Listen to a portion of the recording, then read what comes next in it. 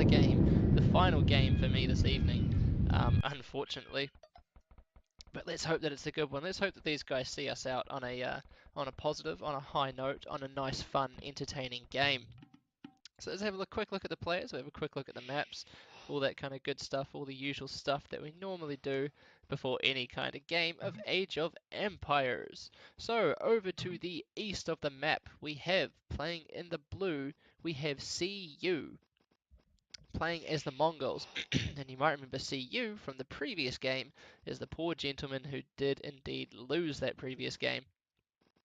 Um, but I mean, there's many things, many reasons that you could say why he lost that game. And let's hope that he doesn't repeat any of those sorts of mistakes or any of those sorts of errors again this game. His opponent today, his opponent over to the west of the map, pretty much in a nice kind of direct straight line, unlike how I've drawn it with the mouse there, is I Am Furious, playing in the red, and he is also playing as the Mongols. So we don't have a Hun war, we have a Mongols war, and the map is Arabia. And to be honest with you, I mean, there's not a terrible amount of difference between the Huns and between the Mongols in terms of how Arabia is played. Generally, you will want to go up on a fast feudal, even a faster feudal, given that the Mongols do have that hunting bonus that makes them gather from game, like the boar or the deer, just so incredibly fast. They just gobble those that hunt up just so quickly and get up to the castle age. Yeah, the castle age so quickly. No, the castle, but the feudal age just really insanely quickly. Which means that they can do an incredibly effective and an incredibly damaging and potent scout rush in the feudal age. So, I wonder if we're going to see that today. We're having a quick look at the map, so we can see that CU, sort of like his opponent, whose name escapes me, his opponent from the last game had in the last game, he has sort of got a bit of a hill to contend with. um, for his base here, you can see there's a hill kind of running around sort of the front sort of area of his map here, which is going to be a little bit annoying for him because if any pressure does come in from his opponent, pushing downhill, it's going to, I Am Furious here is going to get a 25% attack bonus, and CU is going to be doing 25% less damage pushing uphill into his opponent, which is going to make it a little bit of a nuisance, a little bit irritating for him to try and defend that. His main gold is, it's pretty safe, I guess you could say. It's at the back of his base, sort of, kinda. Um, yes, I mean, that's not the end of the world for him. So he's got a little bit of nice safe back gold to take there, as he would probably want to be doing that as well. He's got a secondary gold out here as well toward the back of his base, which is all well and good for him. So he's going to be totally fine with that as well. And I guess this would be his third gold out on the front of his base here. In terms of stone, and the funny thing is, right, stone is quite important for the Mongols. Because as the game goes on, as you start transitioning into late Castle Age and the Imperial Age, you generally want to be getting out this Mangudai, just because they are so strong. Once you go through the really arduous process of upgrading the Mangudai, they can just be so strong. And this is kind of messy. The boars run back for CU here, which is a bit unfortunate. But yeah, those those Mongol Mangudai, man, they are just so strong, and you really want to be getting them out as quickly as you can. So getting castles up, really important for that, seeing as though the Mangudai do come out to the castles. Yeah, exactly. I could try that pyro. Yeah, so seeing as though the Mangudai do come out the castles, you need to try and take that stone. And for CU, he's a bit unfortunate because he does have both of his stones on the front of his base. I Am Furious might not be so, might kind of be living up with his to his name with this map that he has here. Main gold on the front, secondary gold on the front, back gold. He's got a nice safe kind of back gold here, his third gold at the back of his base. But this main gold on the front and a secondary gold on the front, not something to be jumping up and down about, being really happy about, which is really unfortunate for him. He does have a kind of safe stone at the back, sort of, maybe, kind of at the back of his base here, which is all well and good for him, just for the reasons that I discussed before with the Mangudai and whatnot. And he's also got a nice safe pack stone back here as well, which he has scouted, so good on him. But like I said, his map as well is really open at the front of his base. I mean, he could chuck a palisade wall down here, sure. Then what? That's all he can do to start walling his base off, really. A couple of buildings across here, I guess. would definitely go a long way for him, just to try and cordon off that part of his eco, or maybe even when he chucks his mining camp down here, buildings across here and buildings across here, creating a sort of arc out the front of his base, and that bit of palisade across here. That'll keep the front of his base nice and safe, which means that he knows the fights are going to be coming in from this area, so he knows where he needs to put his military to defend himself if he needs to. We can see a bit of a drush coming in though by the looks of it. Yeah, a bit of a drush coming in here for CU, and I guess his map sort of does lend itself to something like that as well. It is quite comparatively to I Am Furious's base. It's pretty easily wallable. You can see he's got a nice wall off here, utilizing the cliff, which is already providing a natural wall off across the side of his base there. He's getting a nice sort of arc with his buildings coming across this wood line here, or even just palisades, whatever. But he can wall that off pretty simply, pretty comfortably, and pretty easily. And if he really wants to, we saw in the last game that he loves to wall, so he could wall off across here if he really wants to as well. And that's going to be his base, nice and safe. And yeah, going ahead with this rush, definitely a good idea if he's going to be going for this sort of walling off strategy. Just because, as we saw in the last game, it's going to keep him locked up in his base, or it's going to keep his opponent even locked up in his base. So I Am Furious, even though he's up to the feudal age much quicker than his opponent CU, he's not going to be able to push into to CU's base here because he's going to be too occupied with these militia that are coming in from CU. But we can see that stable coming up from we can see that stable coming up now from I Am Furious. Double bit X, horse collar, really important upgrades to get if you're going scouts. So it looks like we're going to be seeing those those scouts popping out straight away,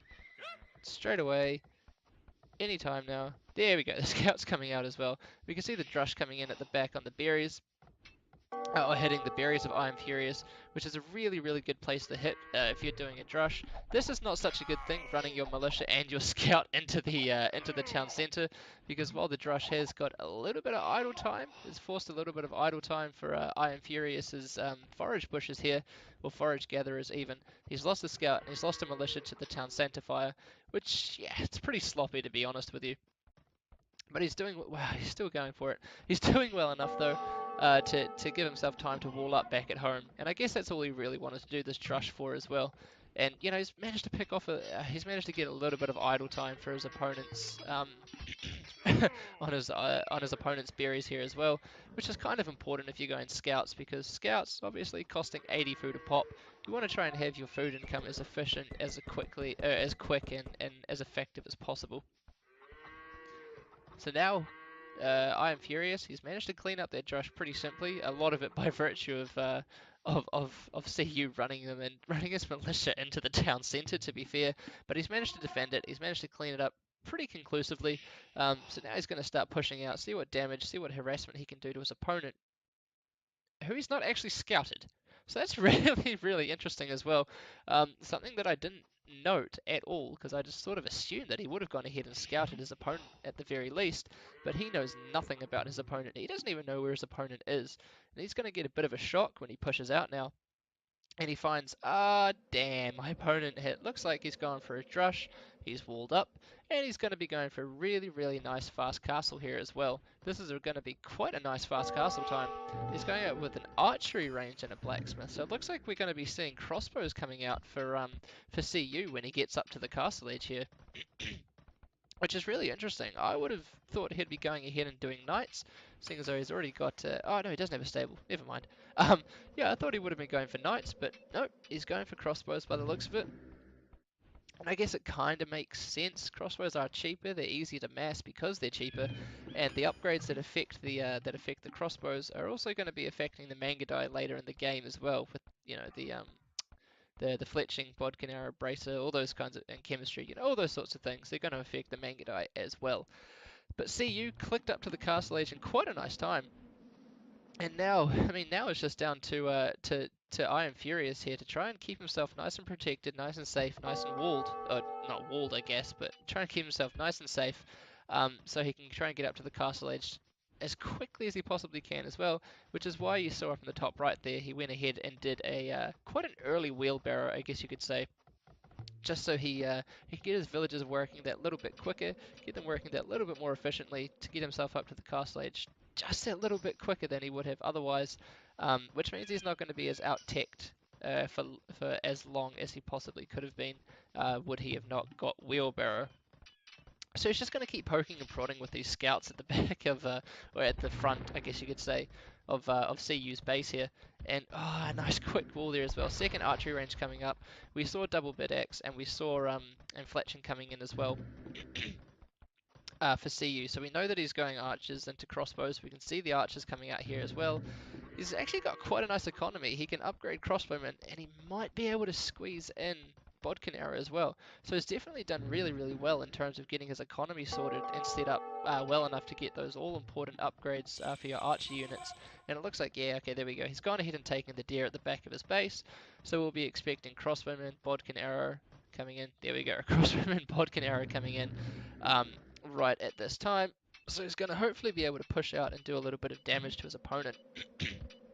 I Am Furious is up to the castle age now as well, and he's gone up on 3 more villages than, or he's up by 3 villages, now only 2 villages compared to his opponent. And this is where it gets sort of a little bit dicey, I guess you could say, if you've gone ahead and you've done a drush fast castle, because sure, you are up to the castle age a lot quicker than your opponent. Sure, that means that you do have that technology advantage for that little bit of time. But you've only really got that kind of that kind of window, that very small window of opportunity that you can go ahead and do the damage to your opponent with your technology advantage.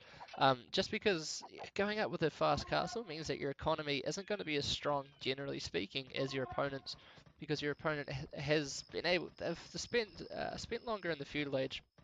So they've been able to get more villages out, have villages working for longer, therefore making their economy that much stronger. So you've only really got a sort of limited time where you can go ahead and make that technology advantage worth it before your opponent does actually manage to get up and use their economy advantage that they had getting up to the castle age to be able to sort of even the playing field, I guess you could say. And we're already getting a glimpse into what I Am Furious is going to go ahead and do when he gets to the castle age. And he's going to be going ahead and he's going to be making knights. We can see bloodlines coming in, forging's done, and scale barding armor is also done, as we can see just on the upgrades here from the scout cavalry. And going into knights is probably a good idea, because the amount of crossbows that CU has out at the moment, it's not really going to be enough to take down, 4 or 5 knights that come out. That hopefully for, a couple of knights coming out of each of these stables here for I Am Furious.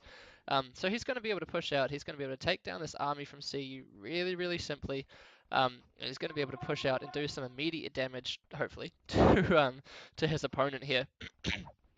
And that's the thing, right? The knights are really, really good for trying to do immediate damage in the castle age, or just trying to wipe out, trying to defend yourself and try and clean up your opponent's army if they've gone ahead and done a drush fast castle. But they are really, really they're really hefty on the old wallet. They're really hard to be able to pump out continuously from 2 or 3 stables, and also keep villager production coming out of, in this case, 3 TCs. So if you're going to go ahead and do knights, you really, really have to make them worth it, and you don't want to go ahead and throw them away for nothing, as it were, because they are terribly expensive. In terms of the TCs for CU though, he's up on 2 town centres, and these crossbows, they've done absolutely nothing at the moment, and they're going to get cleaned up real quick from these knights as well. The knights having +1, definitely going to be able to do a little bit of damage here, or take a little bit of damage as even. The scouts, not so much. The scouts just going to be able to provide a bit of a meat shield.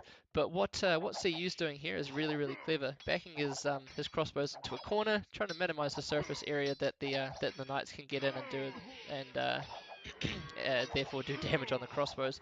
But the crossbows pretty easily cleaned up. And that's what I was saying before, right? CU really needed to make that attack worth it, unless he's going to be going up and he's going to be trying to do get ahead economically. Those crossbows really haven't done anything at all. He's got another little contingency of them coming out here as well, but sending these across the map, I guess at this stage in the game, would probably be a little bit suicide, just because these knights that are coming out from I Am Furious are going to be able to clean these up pretty simply, to be honest with you. So both players, it looks like, are going up to 3 TCs. 3 TCs for both players. So it looks like the villager count, while it is in favour of I Am Furious at the moment, it's probably going to be staying around about, 4 or 5 villages. So it doesn't look like there's going to be any real kind of kind of advantage economically for either player. Um, just depending on how well they use their resources in terms of their military and all that kind of stuff as well. But there's a good number of knights out here as well. So what Iron Furious could do is he could push out, try and punch a hole in this in this wall of his opponent. But in saying that, his opponent's walled up pretty conclusively. It's just at the back really that he could try and hit, bust those palisades. Would not take long at all with the knights here. But yeah, it looks like he's going to go out. He's going to see what damage he can do at the moment, while continually, booming his economy away on 3 town centers. And his economy is looking really nice at the moment. I am furious. He's halted knight production for the time being, just to see what kind of damage he can do with his contingency of cavalry that he has here at the moment. Because if he, the very least, what he's going to do is he's going to maybe be able to get into his opponent's base and see what his opponent's up to. If he sees his opponent's gone up to, 3 or 4 town centers and not making much military, then he knows, right, I either need to do a lot of damage inside my opponent's base, or I need to boom up as well, get up another town center or two, and try and catch up to him economically, and try and level the playing field in that respect. But if he sees that his opponent's going heavy into military, then he's going to be able to start pumping out a lot more units out of his military production buildings as well. Nice little villager pick coming in here for the crossbows. I think that's the first villager pick that these Castle Age units for CU have actually made in terms of getting villages and all that kind of stuff here. But you can see the funny thing is the crossbows actually outrange the town center as well, which always amuses me. We've got chain barding armor coming in here for the knights, for the cavalry units of I Am Furious, which just means he's going to be able to stand up to a little bit more of the little bit more damage to the that these crossbows are going to be dishing out. And the thing is, the way I really do like the way that I Am Furious is playing this as well. He's got this wall off going across his base here on the northern side, which means he knows that any sort of aggression, any direct aggression, is going to have to come through this area here. So again, like I was kind of hinting at the start of the game, if he is going to be wanting to defend, he's going to be able to know where the fights are coming from. He knows they're going to be coming through this sort of area here, which is really quite a clever play by his part. And these crossbows, they're coming in at the back of Iron Furious's base. They're going to be a little bit of a nuisance, picking off a couple of villages. Nice downhill attack bonus here, picking off the stone villages, but they will eventually get cleaned up by these knights with +2 defense. But the fact that Iron Furious has moved over to stone here does sort of tell us that he's going to be wanting to go for that typical kind of Mongol build, right? We try and get out as many castles as you can as the game progresses from the Castle Age to the Imperial Age.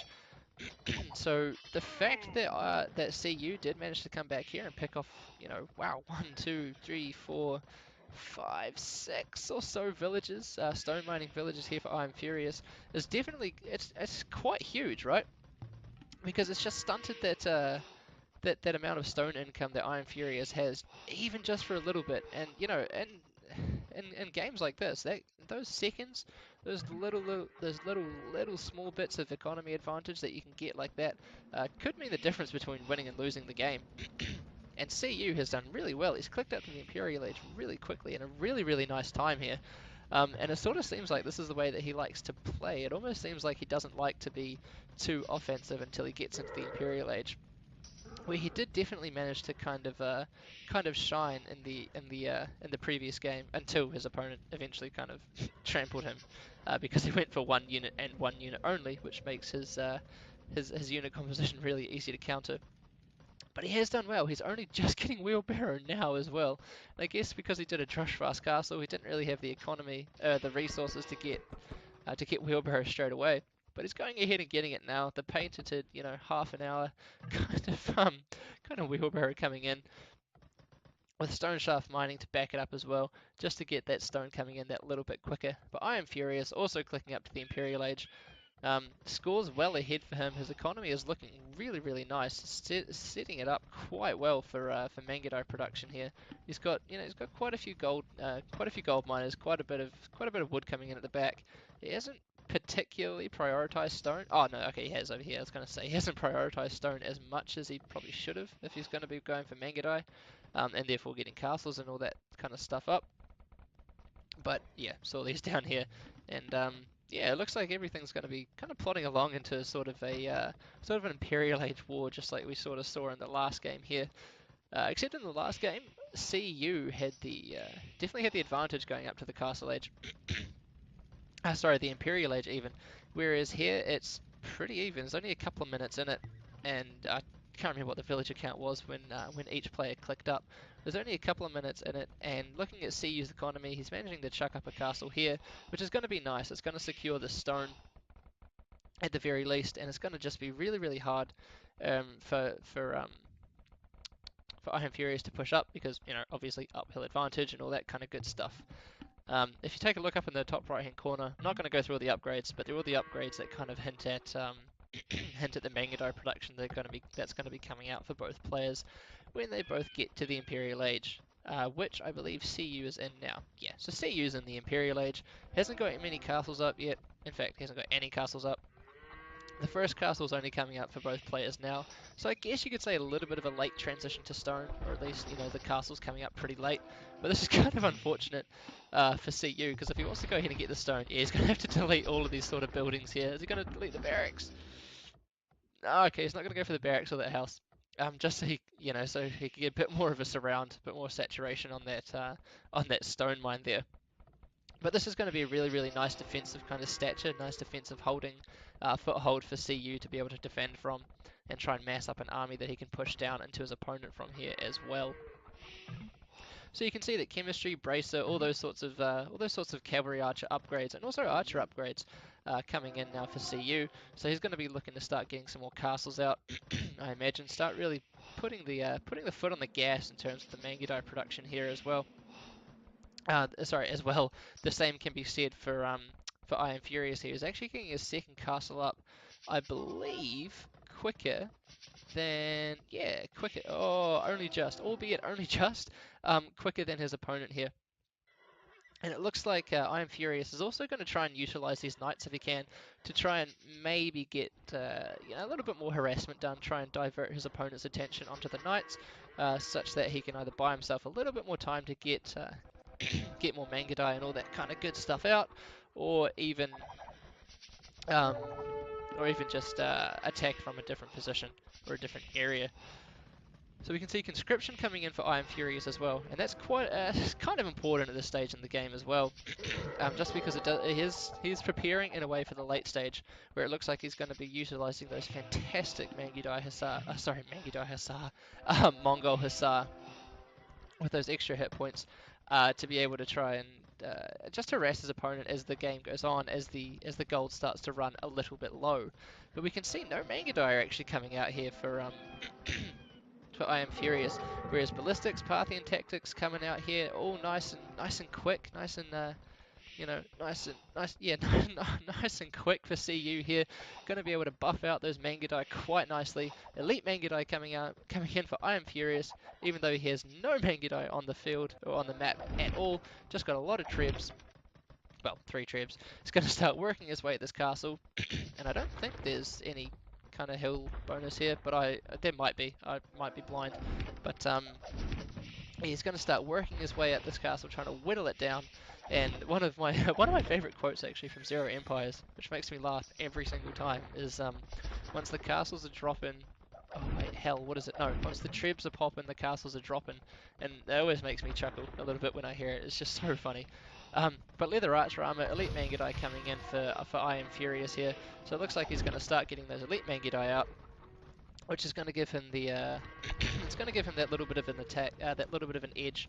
Well, he doesn't have as many upgrades done to these Mangudai as his opponent here. He's at least going to be able to start getting the massive amount as well. So even though the Mangudai aren't going to be able to be massed up, as upgraded as opponents, the mass should be able to see him through in that respect. Treb attempting to come out here for CU and getting taken down pretty quickly as well. One thing you have to remember from the Mangudai as well, they get a fantastic bonus against Siege.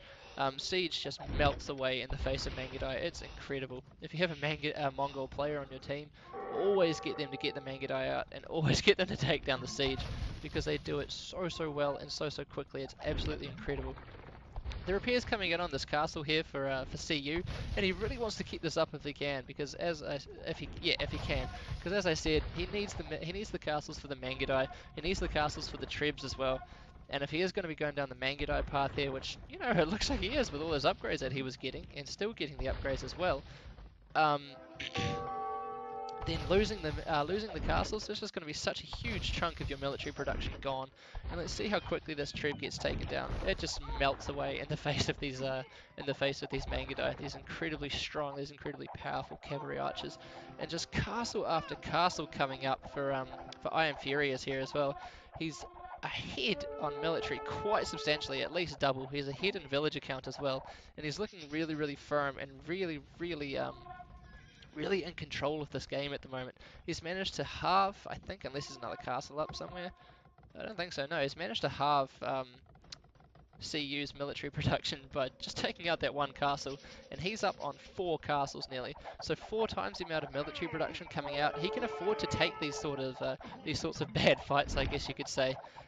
He's going to be able to afford to throw away his units, take the fights that he shouldn't, you know, probably didn't want to be taking in other respects. And he's going to be able to start pushing down this castle as well. And I think once this castle comes down, it's going to be really, really difficult for CU. You can see the scale barding and light cav upgrades coming in as well, because he recognizes the situation and knows, right, I'm not going to be able to go Mangudai. This castle is on its way down. I've just lost this fight here as well on the hill. He is ahead on upgrades. He's ahead on offensive upgrades and defensive upgrades, CU, but he's behind so substantially in military count that those upgrades aren't going to count for diddly squat at the end of the day. Because if you're outmassed and you can't create the units to counter your opponent, then it doesn't matter really if you're more upgraded than him at all. And with this castle coming down, attack bonus or no, this castle is going down one way or the other. And a couple more hits, the repairs coming in, but they're not coming in quick enough for CU. And that castle is down, and with that, there's going to be nothing to stop these Mangudai just coming in to CU's base here and just completely and utterly raiding him. And there we go, CU was calling GG. He definitely recognized the situation there. He knew he had no chance of coming back from that. He just didn't get the castles up quick enough, and he couldn't defend them once he did get the minimal amount of castles up that he did. So not really too much to comment on, except I would almost go ahead and say that drushing as the Mongols, probably not the greatest idea that you could have done, just because their scout rush is so strong. Because you can get the scouts out just that much. It's just so quick. He could have, I guess CU could have made the drush a little bit more effective by doing a little bit more damage over here, I guess, and not running headlong into the TC. But at the end of the day, he did it. He decided to go ahead for the drush. Didn't really do too much damage, and didn't make use of the technology advantage that he got once he reached the castle edge either. So well done. Very nice game to end the evening on, I guess you could say. So well done, I Am Furious, for taking that game out quite